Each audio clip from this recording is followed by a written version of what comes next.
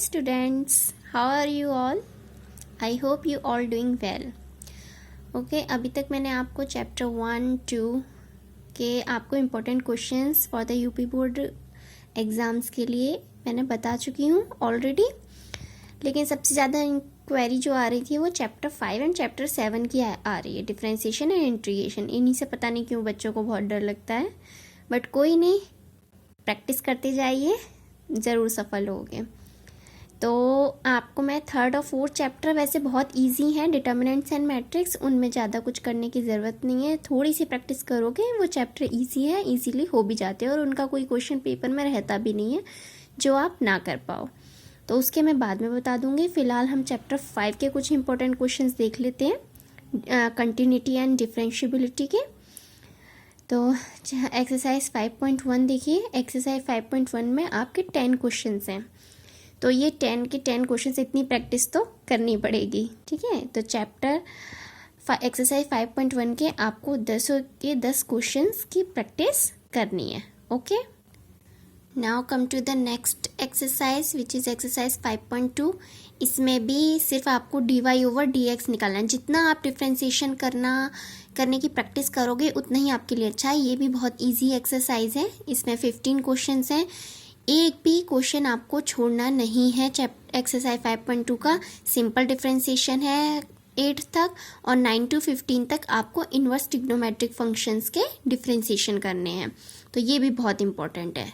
Okay, same in exercise 5.3 differentiate of the following questions 1 to up to 10 questions हैं इस exercise में भी। इस एक्सरसाइज में भी आपके कितने क्वेश्चंस हैं? 10 क्वेश्चंस हैं। ये भी आपको कंप्लीट करने हैं, क्योंकि इसमें आपके product rule and product rule, division rule वगैरह सब लग जाएंगे डिफरेंशिएशन के। तो ये भी 10 क्वेश्चंस हैं, इनको भी आप प्रैक्टिस पूरी ही करनी है। ज़्यादा शॉर्टकट मत अपनाना इस चैप्टर में। एक्सरसाइज 5.4 पर आ जाइए हम। इसमें कुछ छांट दिए हैं मैंने क्वेश्चंस जो आपको प्रैक्टिस करनी है। Differentiate the functions given in the question 1 to 11 with respect to x.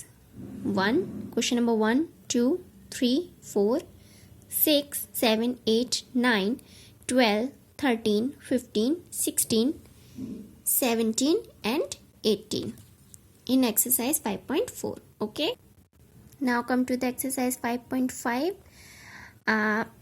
Without eliminating the parameter, you have to find the differentiation dy/dx की वैल्यू निकालनी है in exercise 5.5।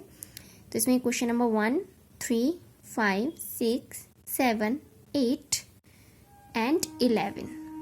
ये भी इम्पोर्टेंट क्वेश्चन इम्पोर्टेंट है। ये एक्सरसाइज, ये जो 5.5 एक्सरसाइज है इम्पोर्टेंट है। ज़रूर एक क्वेश्चन आपको क्वेश्चन पेपर में मिल जाएगा इस एक्सरसाइज से। सेम इन एक्सरसाइज 5.6, इसमें सेकंड ऑर्डर डेरिवेटिव निकालना है। ये भी इंपॉर्टेंट है, सेकंड ऑर्डर डेरिवेटिव निकालना। अगर फर्स्ट ऑर्डर निकाले तो सेकंड डेरिवेटिव में कुछ प्रॉब्लम नहीं होगी।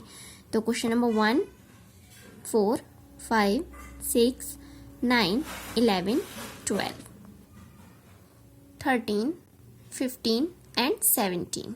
ओके, आफ्टर दिस एक्सरसाइज 5.7 ये आपको करने की कोई ज़रूरत नहीं है, क्योंकि रोलेस थ्योरम वगैरह इनका डेरिवेशन और इनकी थ्योरम आपके शायद 30% सिलेबस में रिड्यूस हो चुकी है। तो इस एक्सरसाइज को आप होल्ड कर देना, स्किप कर देना। Okay, and after skipping the exercise 5.7 come to the exercise 5.8 which is also important. एक लॉन्ग क्वेश्चन में आपको ज़रूर इनमें से एक क्वेश्चन मिल सकता है क्वेश्चन पेपर में, तो इसकी भी एक्सरसाइज जितनी हो सके कर लेना।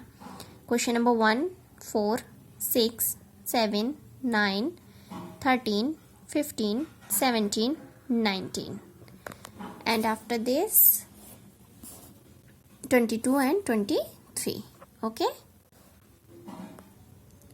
तो डिफरेंशिएबिलिटी के मामले में ये चैप्टर आपका इम्पोर्टेंट है। इस चैप्टर में जितने भी इम्पोर्टेंट क्वेश्चंस मैंने आपको बताए हैं उनकी प्रैक्टिस आप ज़रूर कर लेना। तो कंटिन्यूटी और डिफरेंशिएबिलिटी का एक भी क्वेश्चन आपसे उसमें से छूटेगा नहीं। ओके, सो आज के लिए इतना ही। नेक्स्ट चैप्टर का मैं जल्दी ही आपको इम्पोर्टेंट क्वेश्चंस बताऊंगी। तब तक के लिए good luck and keep going, keep practicing. Okay, bye bye.